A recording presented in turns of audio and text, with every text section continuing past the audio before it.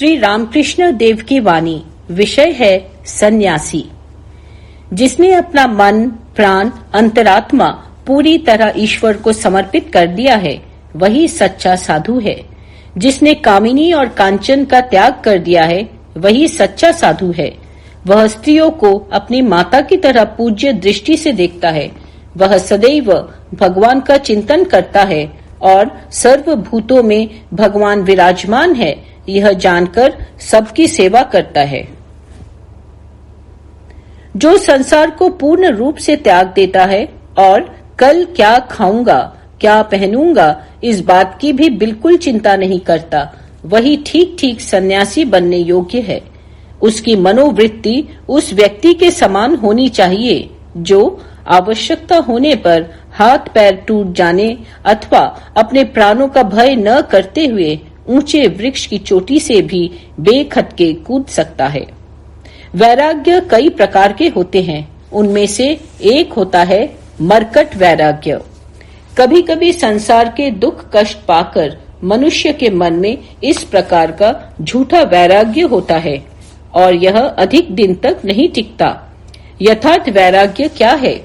संसार में सभी कुछ है, किसी बात का अभाव नहीं है, किंतु सब कुछ अनित्य मिथ्या लगता है। यही है यथार्थ वैराग्य। एकदम सब कुछ त्याग देना संभव नहीं होता, इसके लिए योग्य समय आना चाहिए।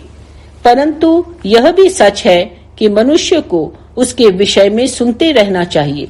सदा त्याग वैराग्य की बात सुनते रहने से सांसारिक विषयों की वासना धीरे धीरे कम हो जाती है।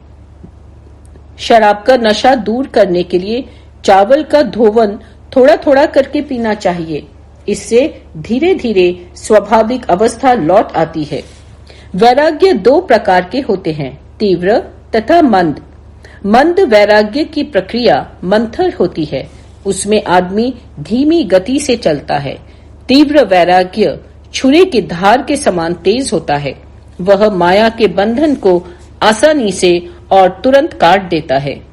जो साधु दवाई देता हो, झाड़ फूक करता हो, नशा करता हो, रुपया पैसा लेता हो और माला तिलक आदि बाह्य चिन्हों के आडंबर रचते हुए मानो साइन बोर्ड लगाकर अपनी साधुगिरी का प्रदर्शन करता हो, वह सच्चा साधु नहीं है। उसका संग मत करना। जब तक मनुष्य मन से सब कुछ त्याग नहीं देता, तब तक वह भगवान को पा नहीं सकता। साधु को कभी संचय नहीं करना चाहिए। पंछी और दरवेश कल के लिए व्यवस्था करके नहीं रखते। जब किसी को भगवान के दिव्य प्रेम का नशा चढ़ जाता है, तब उसके कौन पिता, कौन माता या कौन पत्नी, तब उसके लिए कोई कर्तव्य शेष नहीं रह जाता। वह सब ऋणों से मुक्त हो जाता है। इस अवस्था में मनुष्य जगत को भूल जाता है। अपनी देह जो सबको इतनी प्रिय होती है, उस देह तक को भी भूल जाता है। सर्वत्यागी सन्यासी कामिनी और कांचन का कभी स्पर्श तक नहीं करेगा। वह नारी का चित्र तक नहीं देखेगा। सच्चा सन्यासी और सच्चा भगवत भक्त नारी मात्र को, चाहे वह सती हो अथवा असती, जगदम्बा के ही रूप में देखते हैं। पंडित और साधु पुरुष में एक बड़ा अंतर है। कोरे पंडित का मन कामिनी और कांचन पर ही लगा रहता है, किंतु साधु का मन हरि के चरण कमलों में लगा रहता है। जय श्री राम कृष्ण।